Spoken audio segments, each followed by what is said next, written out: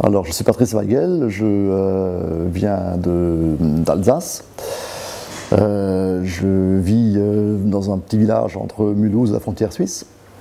Et pour ce qui est du sujet du RIC, ça fait déjà depuis 2011-2012 que je m'y intéresse.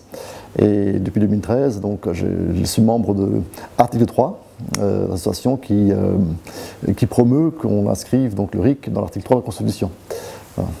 Et naturellement, lorsque l'Alliance Jaune a commencé à s'intéresser au sujet, à militer pour le RIC aussi, je me suis impliqué aussi dans le combat des Gilets jaunes, puisque ça correspondait en fait à mes aspirations.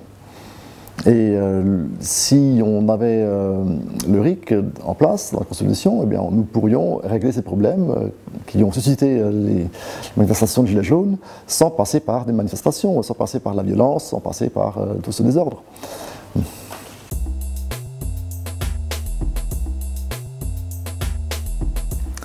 Alors à mes yeux, le RIC est absolument fondamental parce que sans le RIC, on n'a pas de démocratie. J'ai compris ça dans les dernières années en voyant comment le gouvernement gouvernait et comment on nous imposait des réformes dont on ne veut pas. En fait, notre système politique, il est vicié. On a un système, un scrutin majoritaire à 2 tours, qui fait qu'au premier tour, on a un large choix de candidats et de projets politiques, mais c'est toujours les mêmes qui arrivent au deuxième tour. Ce qui fait que le choix initial est illusoire. Et lorsque on élit au deuxième tour le parti le moins pire, ou le candidat le moins pire, on finit toujours par avoir des tas de réformes qui ne conviennent à personne, sauf aux plus riches qui ont permis l'élection de ce candidat.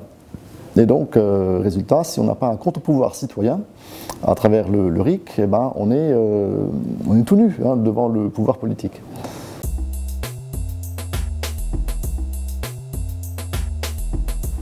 Alors, co-construit par qui et qui?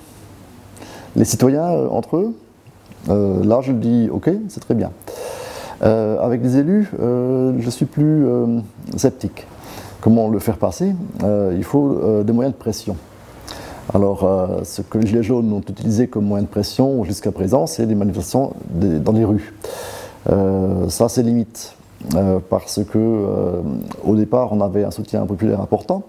Et au fil du temps, le gouvernement ayant réussi à faire croire aux gens que les violences sont dues aux gilets jaunes, alors qu'en fait ce sont des casseurs qui s'infiltrent dans les manifestations, eh bien le soutien populaire diminue. Donc ça a ses limites. Par contre, un autre moyen de pression serait d'investir le champ électoral.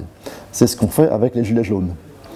Et le score aux européennes n'est pas très bon, mais il faut dire aussi que les européennes, c'est l'élection la moins favorable pour des propositions telles que la nôtre, parce que l'utilité du RIC au niveau européen n'est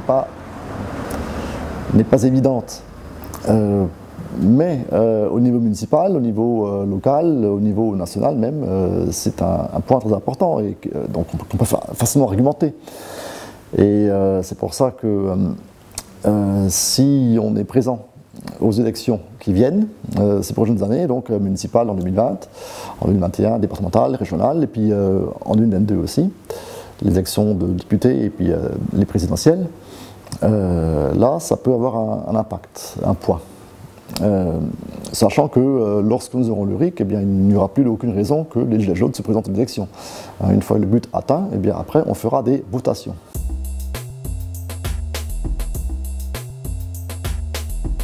Alors ça n'est pas très compliqué, il suffit de modifier un article, l'article 3. Alors l'association du même nom milite pour ça depuis des années.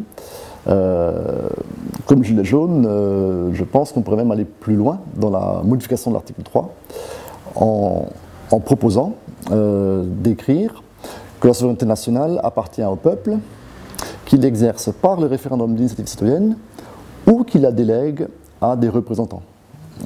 Parce que la version originale de l'article, c'est la souveraineté appartient au peuple qui l'exerce par ses représentants et la voie du référendum. En fait, élire des représentants, ce n'est pas exercer la souveraineté, c'est la déléguée. Et il vaudrait donc mieux adopter les mots justes pour désigner les choses, à savoir, soit on l'exerce par le RIC, ou on la délègue aux représentants, sachant que les deux sont possibles ensemble. On délègue, et puis après, si on n'est pas d'accord avec ce qu'ils décident, avec ce qu'ils votent, on reprend les choses en main, et puis on fait un RIC. Le problème, c'est que pour modifier la Constitution, il faut être parlementaire. C'est le Parlement qui a le pouvoir de faire ça, de voter ça. Donc, d'où l'idée d'aller aux élections avec les Gilets jaunes et avec le RIC.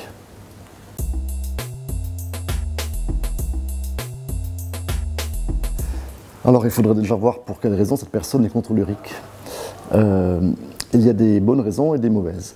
Les mauvaises raisons, c'est lorsqu'on craint, par exemple, que le RIC pourrait entraîner le rétablissement de la peine de mort, ou bien qu'on supprime l'IVG pour les femmes, ou bien, je ne sais pas, qu'on rejette les immigrés à la mer, etc. Ces raisons-là, en fait, sont purement théoriques. Alors, on pourrait, naturellement, si on a le pouvoir, on peut l'utiliser pour des bonnes raisons ou pour en faire des choses négatives. Mais si on regarde ce qui a été fait par le RIC dans les pays où ça existe, eh bien, nulle part on a rétabli la peine de mort par le RIC. En Suisse, la peine de mort a été supprimée par un RIC. Et bien avant qu'en France, le Parlement vote la fin de la peine de mort. L'IVG pour les femmes, par exemple, en Espagne, c'est le Parlement, c'est le gouvernement qui voulait remettre ça en cause. C'est pas le RIC. En Irlande, c'est par un référendum que les citoyens ont décidé de libéraliser l'avortement. Bref, les bonnes raisons, par contre, pour être contre le RIC, c'est celle des élus. Les élus, ils savent très bien que si on a le RIC, ils ne pourront plus faire ce qu'ils veulent. Leur pouvoir aura des limites. Et c'est pour ça qu'ils nous font peur, qu'ils agitent les menaces, la peine de mort, des droits des femmes, etc., pour nous dissuader de revendiquer le RIC. Mais en fait, l'outil n'a jamais servi à des choses comme ça, là où il existe. Ce sont des épouvantails qui ne font absolument aucun mal.